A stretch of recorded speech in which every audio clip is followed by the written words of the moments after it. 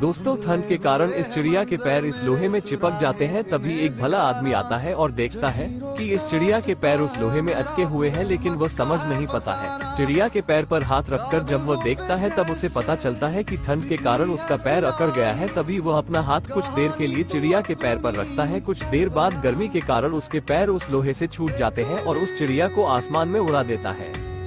देखते हैं नेक इंसान के लिए कौन हमारे वीडियो सब्सक्राइब करेगा और लाइक करेगा।